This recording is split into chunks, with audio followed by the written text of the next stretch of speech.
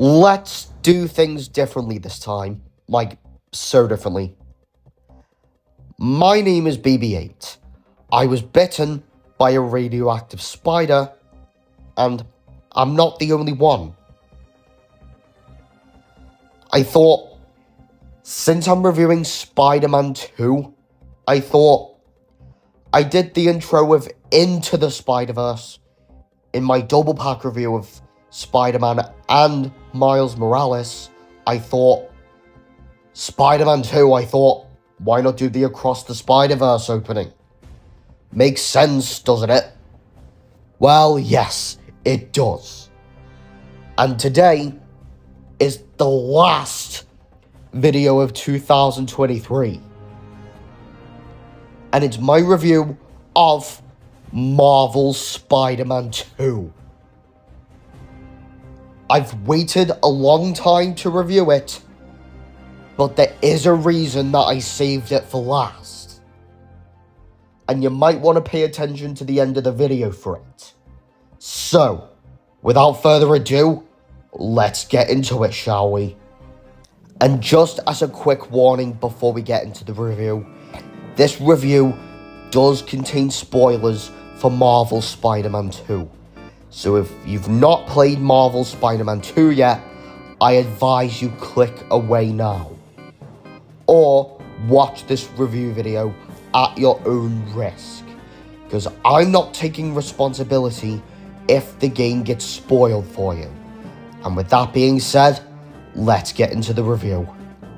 For the gameplay, Marvel's Spider-Man 2 is an action-adventure single-player video game from a third-person perspective, just like the 2018 original and the spin-off Miles Morales.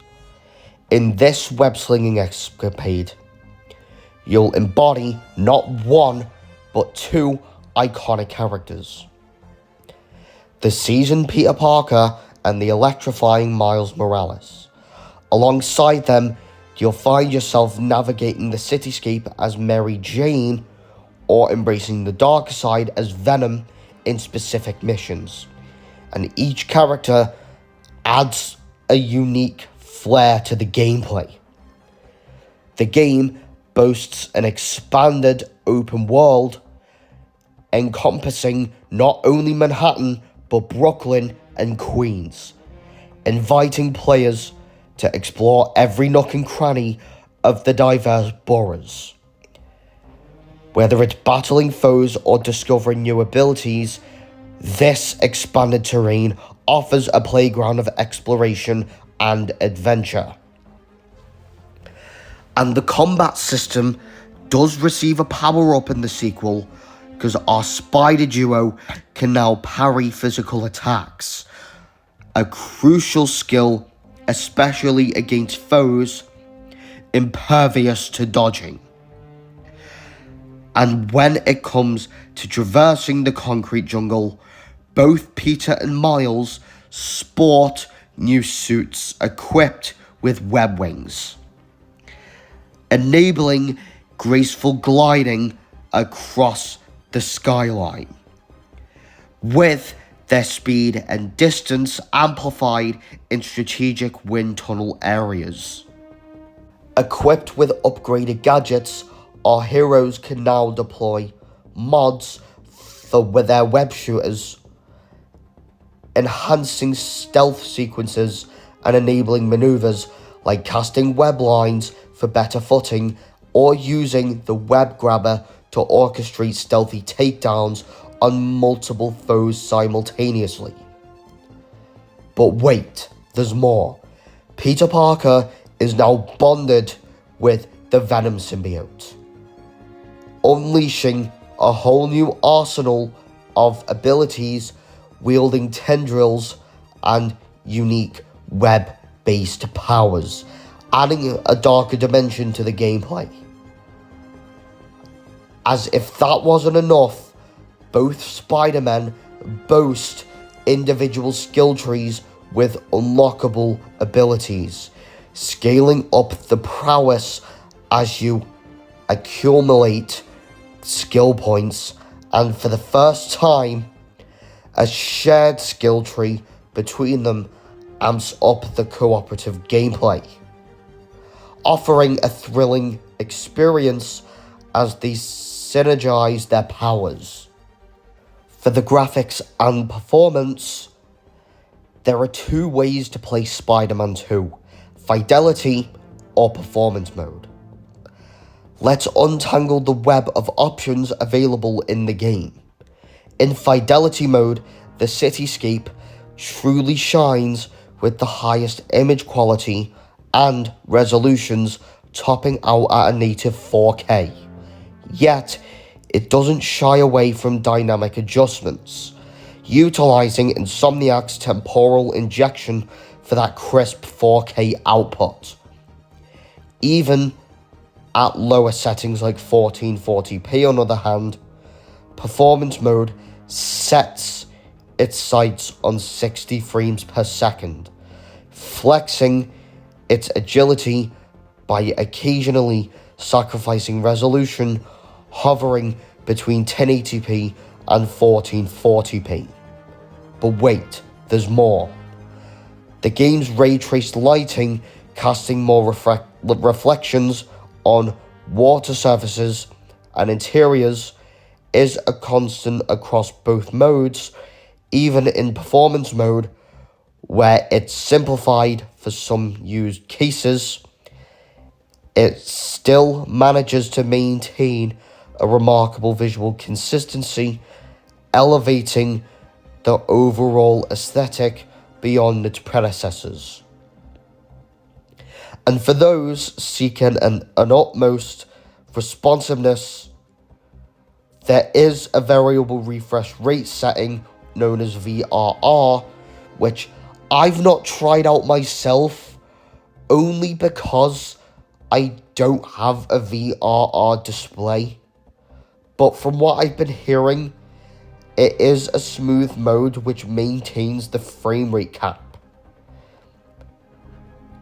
while the uncapped mode unleashes the game's potential, hitting anywhere between 40 and 60 in fidelity or 60 or 90 in performance, all without jarring the resolution drops. Sure, there may be occasional hiccups in the performance, like minor hitches during action sequences, but there are fleeting blips in an otherwise breathtaking visual experience, and Spider-Man 2's diverse visual settings ensure there's a swing suited for every player, whether you prioritize image quality, frame rate, or the perfect balance between the two. There's something for everyone.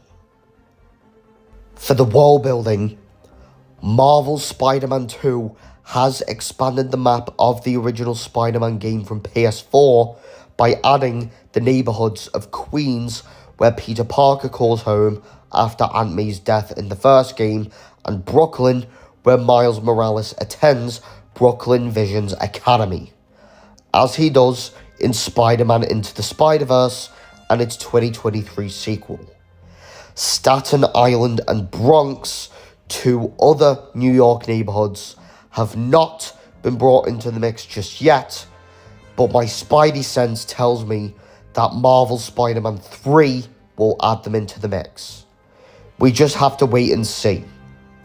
And it's not just the neighborhoods that have been expanded. The attention to detail on the map is mind-blowing, because you can catch Easter eggs from other Marvel IPs, and they'll make any fan leap with joy. The Sanctum Sanctorum from Doctor Strange makes an Easter egg in it. The Baxter Building from the Fantastic Four also makes a cameo in it. And I do think that Doctor Strange and the Fantastic Four are likely to have their games developed by Insomniac with these Easter eggs. But it's not just about the big names, because there is a subtle touch in here as well, such as the Embassy of Wakanda, which does pay a tribute to the late Chadwick Boseman. Because if you do visit the Embassy of Wakanda in Spider-Man 2, if you visit there as Miles wielding the Forever suit, you can actually pay tribute to Chadwick Boseman, which is unfortunately no longer with us, but is a nice touch to put in there. Even though we know that Wakanda exists in the Insomniac universe, I don't think we're going to get a Black Panther game set in it, because there is one being developed by EA. So I don't really see a Black Panther game from Insomniac happening, only because of what EA Games is doing with Marvel. And it's not just buildings that are Easter eggs in the map, because there's a statue of Lockjaw from the Inhumans. The Coney Island amusement park does pay nods to other Spider-Man villains, such as Big Will, Mysterio, who does actually appear in the game. And there is a mysterious hint of Matt Murdock, aka Daredevil, hidden somewhere in the map. Because I'm personally crossing my fingers here that Insomniac does develop a Daredevil game, or a paid DLC where Spider-Man and Daredevil team up, because I do think it would be cool to see. For the story kicks off with Peter now juggling the role of a physics teacher, mentoring Miles among his other students, but as fate would have it, their day would take a dark turn when Flint Marko, aka Sandman, would strike the city, demanding their attention in a battle that unravels chaos. Fired for abandoning the class to tackle an imminent danger, Peter retreats to his Aunt May's home in Queens. Haunted by the recent passing, there he reconnects with Mary Jane, only to be surprised with the miraculous recovery of their old friend Harry Osborn.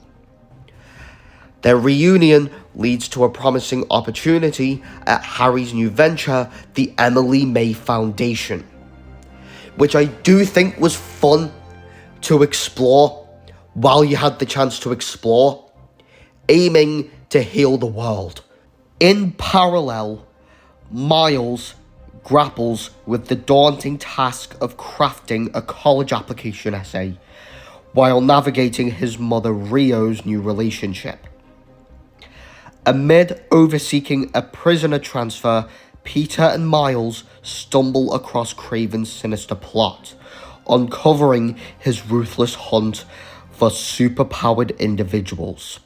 This sets off a series of events where Peter encounters old foes and faces startling revelation of Harry's empowered state, courtesy of a cutting-edge exosuit developed by Kirk Connors, aka the Lizard.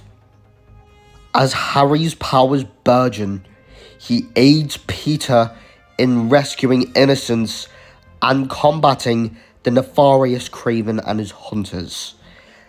Their alliance becomes pivotal as they race against time to save Connors and prevent Kraven from wreaking havoc.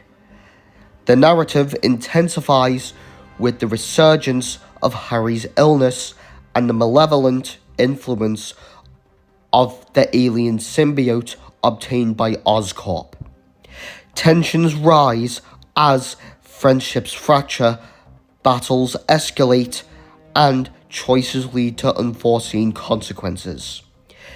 Kraven's capture of Miles triggers a climatic showdown, plunging Peter into a harrowing battle against his corrupted self under a symbiote's influence.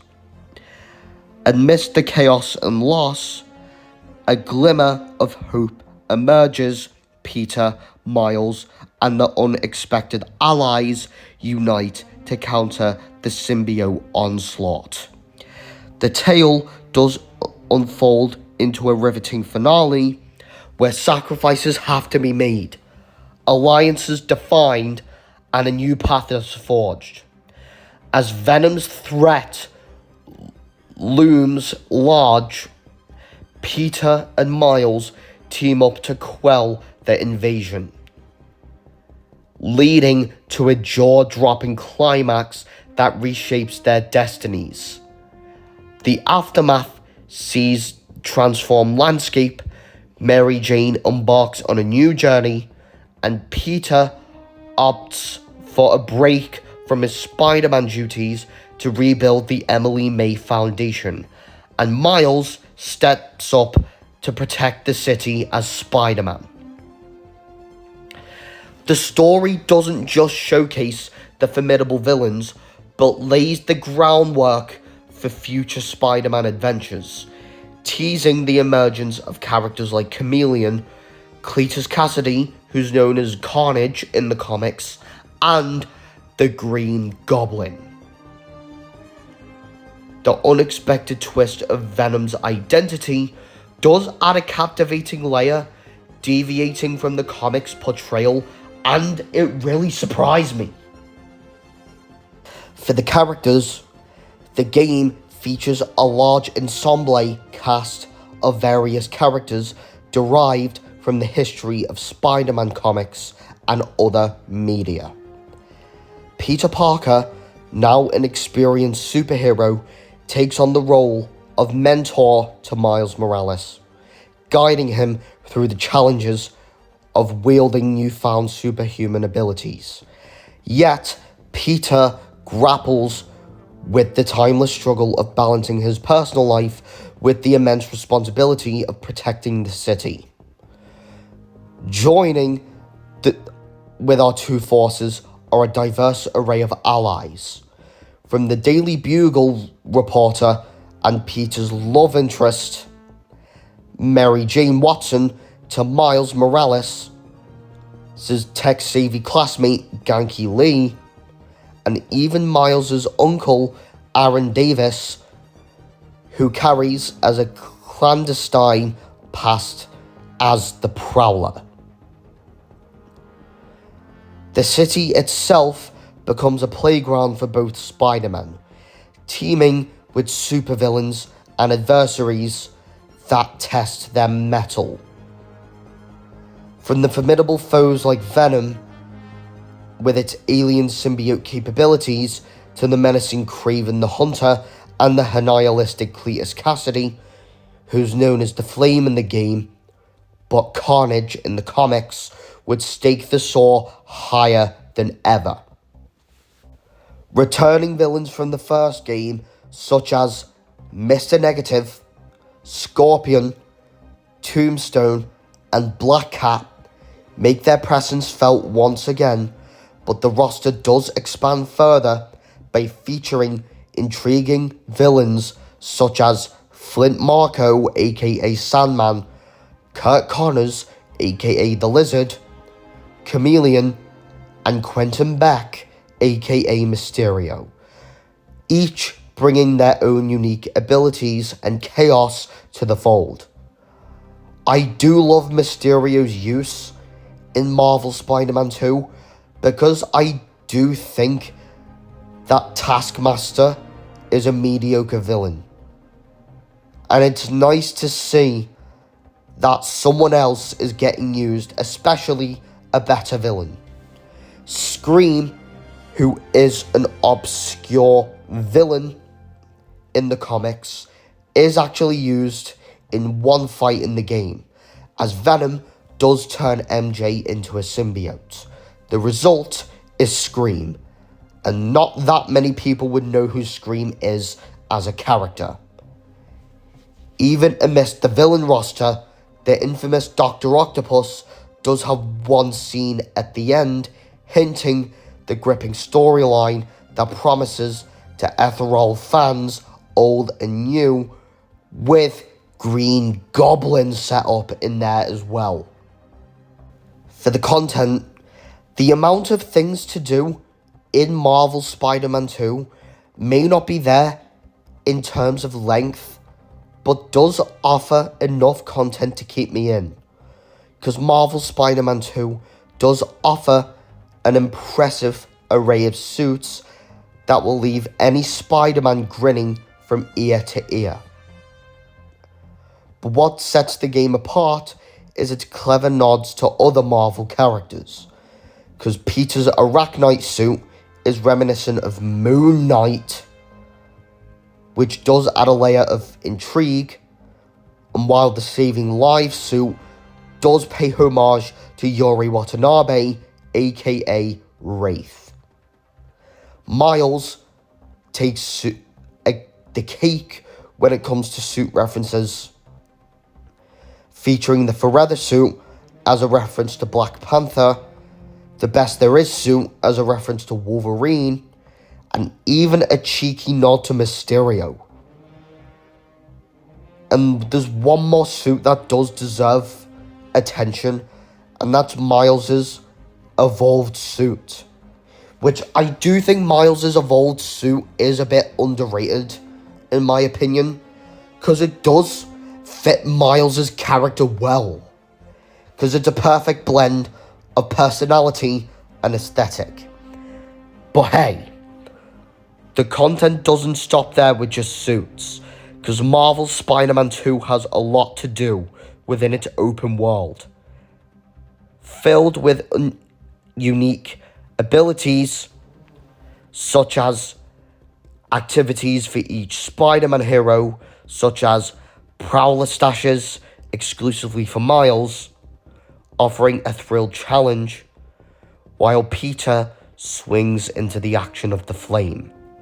Miles gets in on the Mysteriums, hosted by none other than Quentin Beck, aka Mysterio, collecting Spider-Bots, each themed after iconic characters and villains, adds a delightful touch, and there is a nod to 2023's Spider-Man Across the Spider-Verse once you've collected them all as well.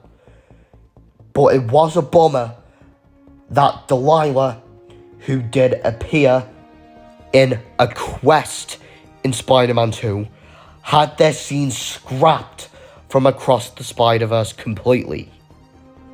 And the fun doesn't end there. Marvel Spider-Man 2 introduces Emily May Foundation challenges. And trust me, I really enjoy the challenges. Exclusive to Peter, the Bee Drone challenges in the Emily May Foundation challenges definitely have to be my favourite, adding an extra layer of excitement, adding every moment memorable. And looking ahead for what the game can add in the future, there is anticipation brewing for the 2024 update, which does promise New Game Plus and mission replays, a feature fans have been craving for. I'm hoping for paid DLC in the future, especially considering the dangling plot lines involving the Chameleon and Cletus Cassidy, aka Carnage. But the absence of a DLC at the Game Awards was a bit of a letdown in my opinion. But hey, we did get the announcement of a Blade game from Bethesda. But speaking of DLC, if I was to say a crossover would make it into the DLC, I think Daredevil is the most likely candidate for a team-up with our friendly neighborhood Spider-Man. Doctor Strange and Wong may be off the cards, considering there was a mention of Doctor Strange and Wong during the Felicia Hardy and Black Hat counter, and as for that tantalizing Norman Osborn cliffhanger, I do think it will be saved for Spider-Man 3. I don't think we're going to get Norman Osborn in the DLC. I think they're going to save it for Spider-Man 2. And the final section, before we get into the summary, is the music and the sound design. In Marvel's Spider-Man 2, the orchestration of sound does take a darker turn compared to its predecessors, notably in Marvel's Spider-Man and Marvel's Spider-Man Miles Morales. This shift is owed by the introduction of formidable characters like Kraven the Hunter and Venom. But the dark with comedic humour aesthetic is more my thing in animated movies like Raya and the Last Dragon, composed by James Newton Howard, and Lightyear, composed by Michael Giacchino. Somehow, Marvel's Spider-Man 2 does do that. Because dark with comedic humour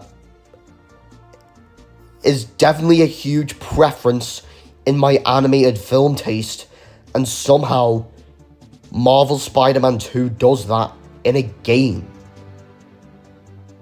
And I do like how they did it. And the composer, John Paisano, who does return from Marvel's Spider-Man and Marvel's Spider-Man 2, crafts more than an ominous landscape for Spider-Man in this sequel soundtrack. The inclusion of imposing electronics for the symbiote and the malevolent themes for the villain Kraven and Venom creates a sonic tapestry that intertwines seamlessly with the journeys of Peter and Miles. The 80-minute game score becomes a captivating auditory experience, adding depth and intensity to the Spider-Man universe. And now for the sound design. Navigating the bustling streets of this virtual New York City requires a meticulous approach to the sound design. In reality, the chaotic nature of the cityscape makes recording authentic NPCs dialogue a daunting task. The development team, faced with this challenge, embarked on a creative journey to capture the essence of the city's chatter. The sound designer, the sounds of New York City come to life in various ways.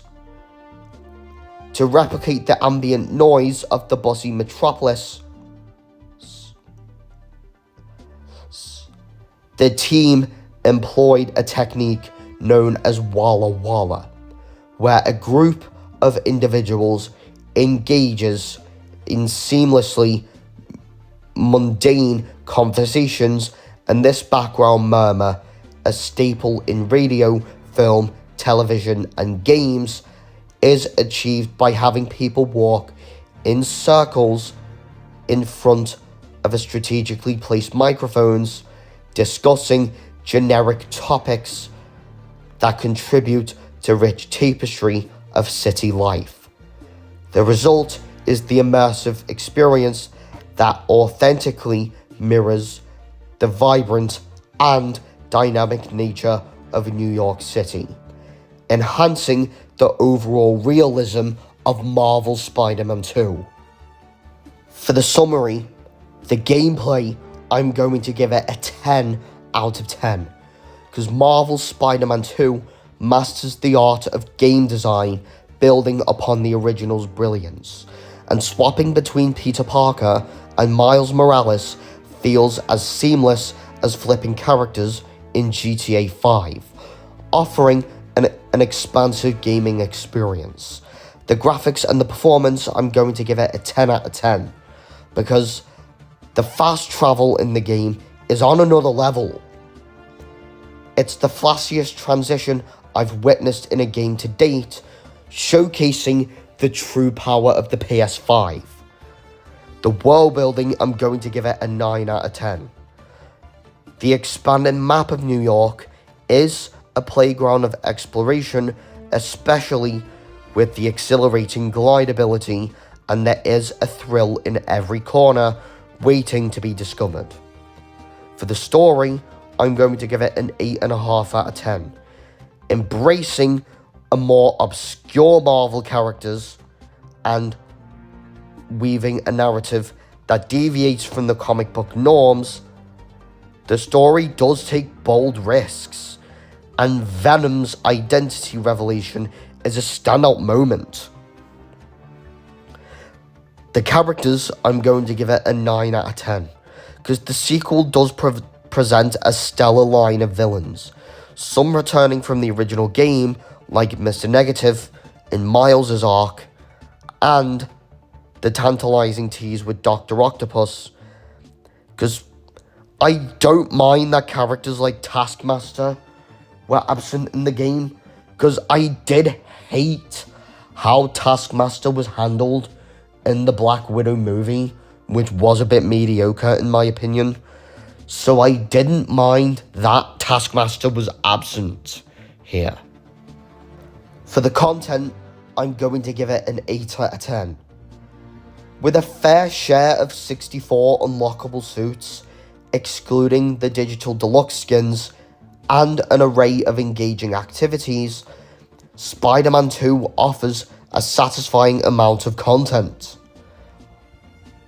And the promise of continued support post New Game Plus in 2024 in a replay incentive. The music and the sound design, I'm going to give it a 10 out of 10, because John Paisano strikes gold again with a darker score that perfectly complements characters like Kraven the Hunter and Venom, enhancing the game's overall atmosphere. The difficulty, I'm going to give it a hard, because with the difficulty set to amazing as I played it through, facing off against formidable foes like Scream, who's an obscure villain, and the final boss Venom, is a bit difficult and does provide a satisfying challenge. And this game is not for the faint of heart. The length, I'm going to give it a 20 hours. Marvel Spider-Man 2 clocks in at around 20 hours, striking a perfect balance between not too short and not too long. My platinum playthrough took 32 hours, slightly longer than I expected it to be, but was well worth it because I platinumed all 3 Insomniac Marvel Spider-Man games. And the audience, I'm going to give it a 16 plus, where a darker tone, including a scene where Venom bites Kraven's head off, and Marvel Spider-Man 2 does earn a T rating, which I am surprised that they got away with it, given the most brutal scene in a game. Because this sounds like something in God of War, not Spider-Man. And I'm surprised how they got away with it. And for the perk, Marvel Spider-Man 2 has done it. It has earned its certified gold perk, officially marking the 16th certified gold game for BB8's house, the 5th in 2023, the 4th for Sony, and the 2nd for the Spider-Man series. Marvel Spider-Man 2 is my favourite Marvel game and has successfully surpassed God of War Ragnarok as my favourite PlayStation game. It was that good. We just have to see if 2024 will have a game that will bump it further. And Marvel Spider-Man 2 currently stands as my 5th favourite game of all time. And overall, I give Marvel Spider-Man 2 the well-deserved 10 out of 10. Marvel Spider-Man 2 has swung its way into my heart, surpassing the even mighty God of War Ragnarok. With its stellar gameplay and a narrative that keeps you hooked, it's easily my favourite Marvel game and my 5th favourite game of all time. And here's to hoping that 2024 can bring another contender to the ring. Well, it's time for the reason why I saved my Spider-Man 2 review as my last video of 2023.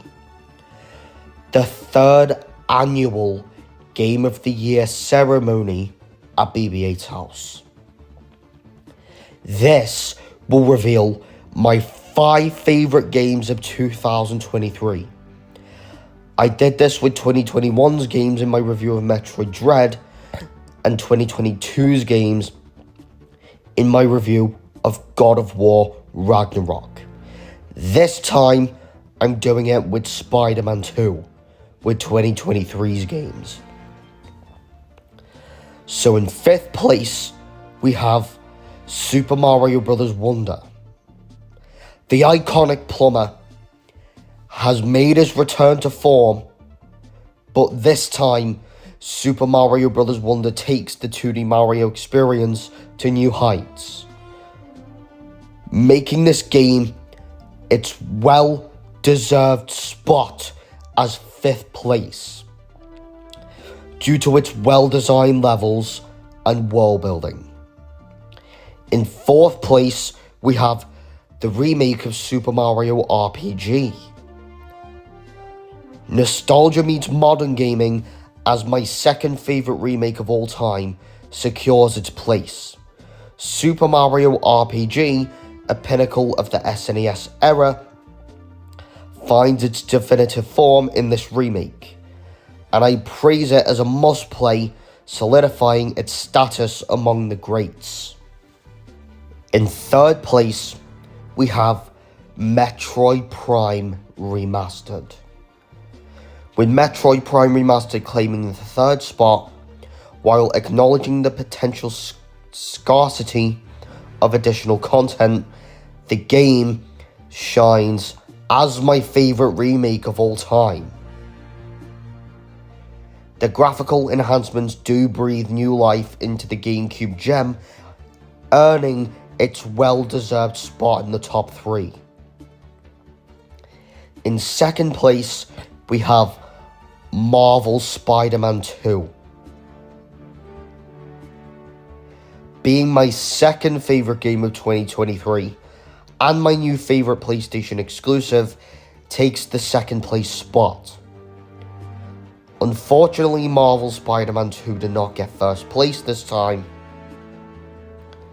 but I will reveal who 1st place is in a sec. But Marvel's Spider-Man 2 is recognised by its impeccable design and showcases the exceptional bond between Peter and Miles.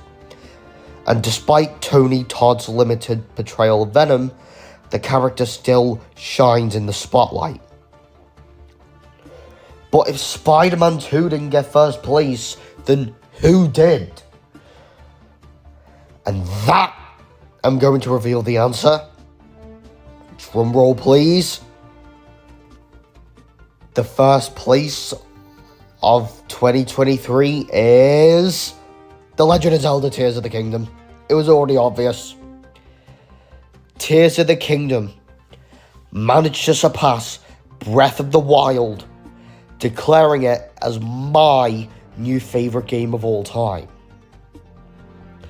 as Tears of the Kingdom reigns as one of the best games on the Switch. Because it's just great. Like, it does more than Breath of the Wild in terms of world building. That's why I enjoyed it so much, and it deserved its top spot in BB8's House 2023. So guys, what do you think of my review of Spider-Man 2? Unfortunately, this is my last video of 2023. And I will be making a comeback in 2024. I am going on a break for Christmas now, but don't forget to subscribe to my channel, like this video, and turn your notification bell on so you don't miss another video like this one. And I will see you all in 2024. BB8 out.